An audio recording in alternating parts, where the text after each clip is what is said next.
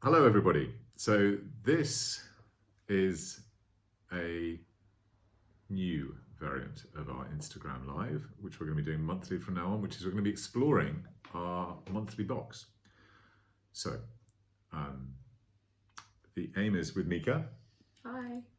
We are going to give you a precursor because although we've shipped out our monthly box a little bit earlier than normal, it probably still hasn't reached you, but it should arrive in everybody's letterboxes, at least if you're in the UK, before Christmas. If you're not, I'm sorry, we did ship it out like a whole week earlier, but I'm not sure how well the Royal Mail's going to do. So we are going to start with a bar that I've already actually had a go at, which is the Marou. I really did have a go at it. Really the Kumquat. And I'm going to get Mika to try it first, because I've already tried a bit of it. So it's not as exciting if he tries it anymore. Well, I have tried it a lot. Okay. And then I'm going to basically talk a little bit about where this bar comes from. And I'm going to aim it a little bit more at you at this point. It's great. It was quite smoky. It is quite smoky. It is quite smoky. So this is sort of with kumquat added to it, which is very different. It brings out lots of the citrus fruits. And it works in quite an interesting way. No, you get And little it's hits still of got citrus. lots of spice on it. And it's a beautiful bar. I mean, It's surprisingly smoky. Yeah, no, it is surprisingly smoky. But for I'm those... I'm enjoying those hits of citrus though. They You don't like they come through a little bit more consistently now. Yeah. And it tastes like orange peel.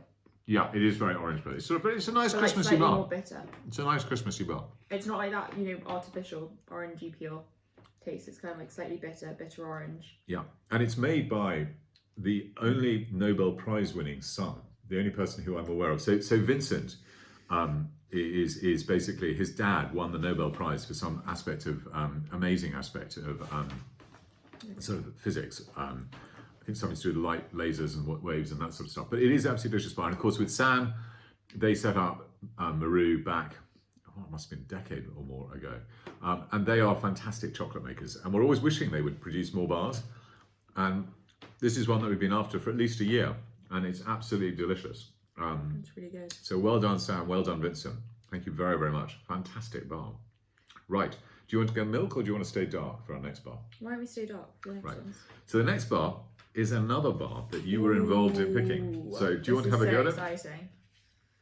So this is Fresco's. We should show everybody what it is. Oh yeah, let's This show is the everyone Fresco what bar, which is just an I was just too absolute... excited to dive in. That was the... So it's Rob and Amy, and it's Amy who makes all the chocolate, and they are lovely people. We had the fortune, didn't we, of actually going out to lunch with them, and we've met them a few times since then too. And over lunch, we tried lots of the different variants of this one, and they made it specially for us. So this is an exclusive Cocoa Runners bar. Ooh.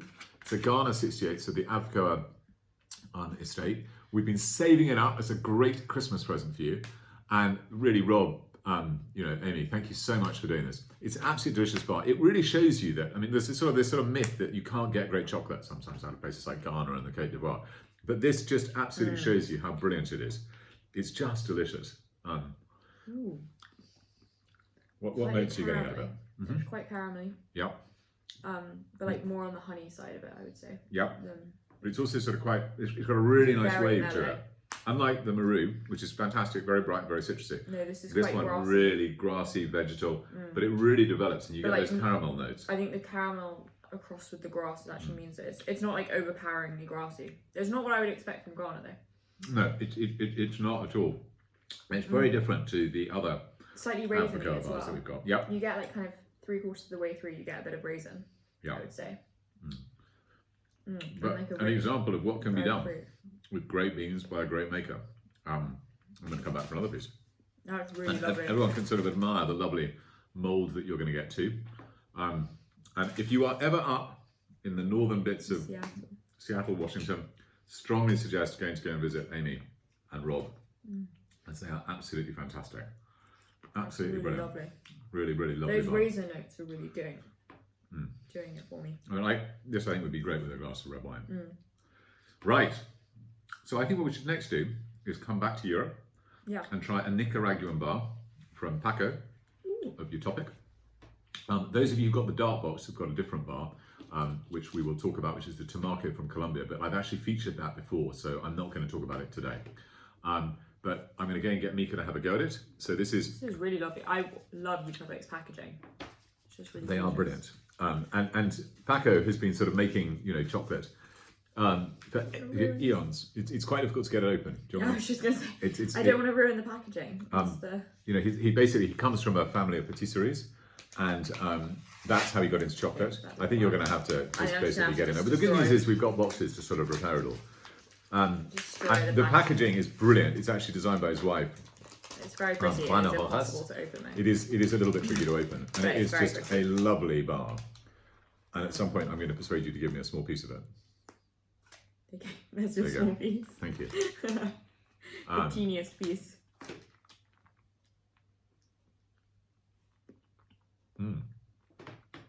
Again, Ooh, licorice. yeah, really licoricey. Yeah, Really. That was wow. Yeah, but beautiful flavour, beautiful melt. But like very not, nice not butter. like nasty, like kind of very subtly licoricey. It's quite nutty. Almost lavender. Yeah. Maybe not quite lavender, but something. No, it's like violet. It's violet, not lavender. Yeah, it's something like it's that. Violet. It's definitely violet, not lavender. No, don't turn the camera all on me. You don't have the camera all on you. No, that's all the way on you. All right, we'll put it back so it's in the Do it middle. in the middle. All right, we're trying to get it in the middle. We're trying to wave to everybody. Um, But a great bar.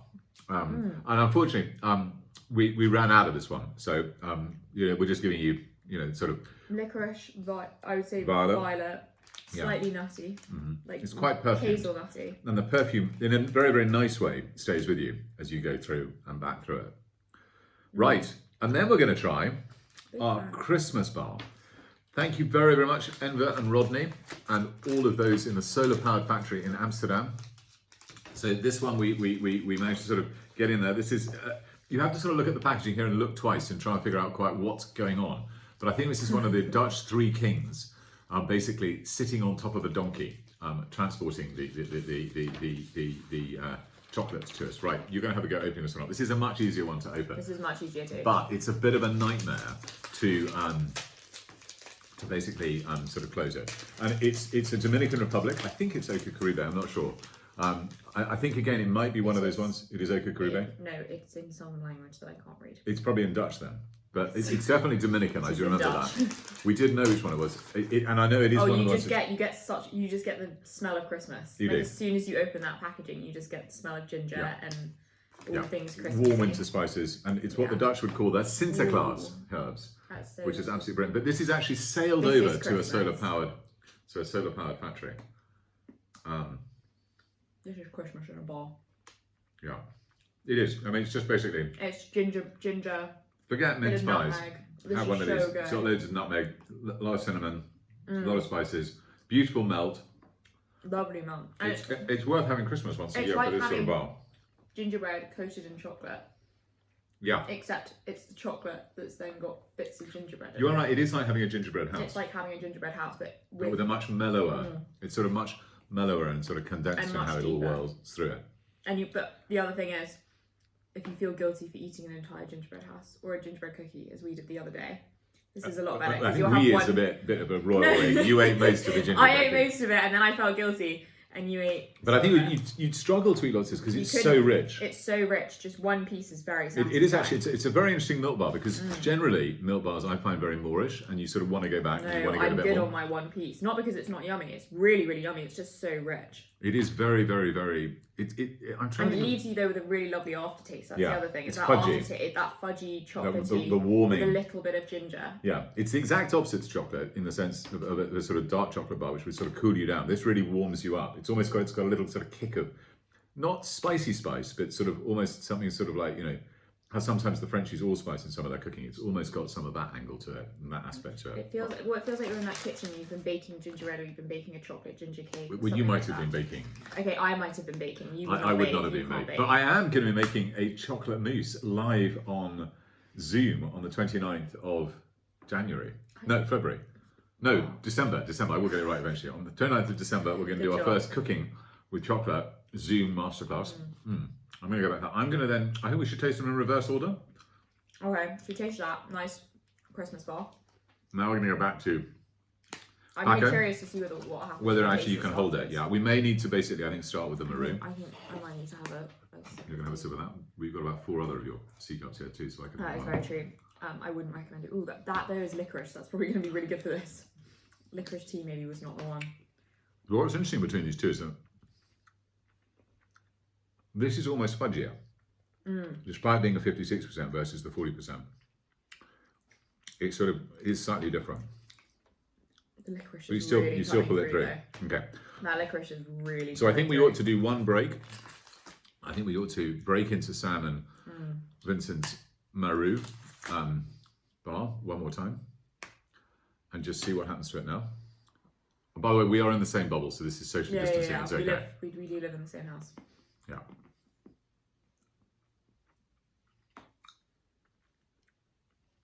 Yeah, you immediately get that citrus. It's the orange peel. You get the citrus a lot quicker than this time. Yeah. I remember it took me a few. I was kind of like getting it in short bursts. This time it's coming through. Yeah, it straight. really sort of comes directly.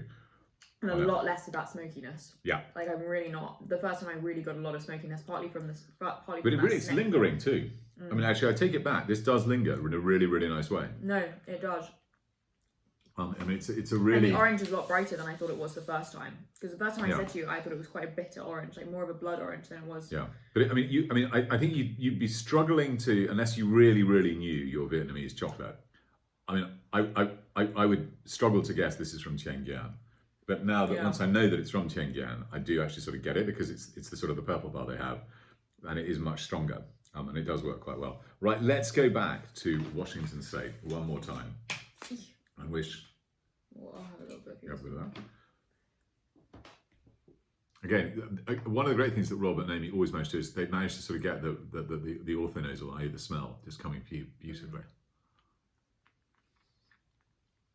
Oh, the earthiness, the grassiness is really coming through now. I get some fig. I definitely get fig I'm jam. not getting fig. That's because you don't eat figs. That's because I don't eat figs. But anyway, anyone who's a fan of figs, this is fig jam. I get raisins though. Yeah, yes, because you eat raisins. If Yeah, you ate because I ate figs, you would raisins. definitely get figs in this. That's a whole separate discussion. That is a about whole separate discussion. But then you what get the you lovely remember. chocolatey aftertaste. It is. No, Little- but I'm getting really a lot of low. that earthiness though. Yeah. And for anyone who's a 70% purist, do not worry. Even though it says 68%, I promise you, it's absolutely fantastic. You will really, really enjoy it. Right.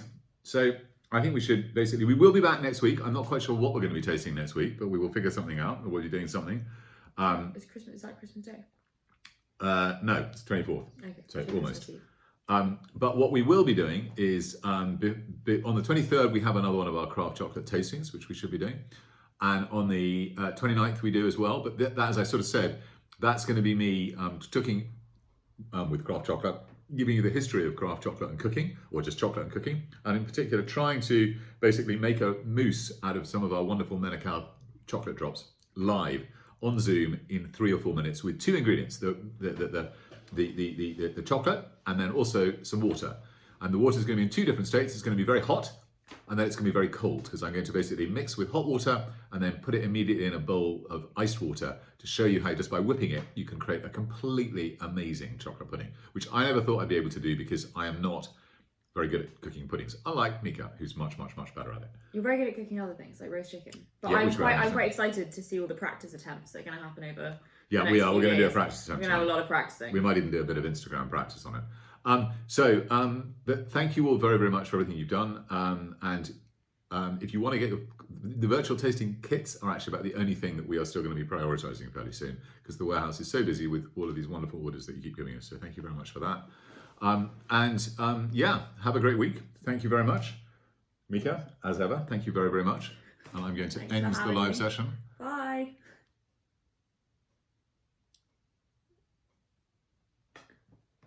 You need to say download video. Yeah. No, I need to share. Do I do 2 videos? Okay.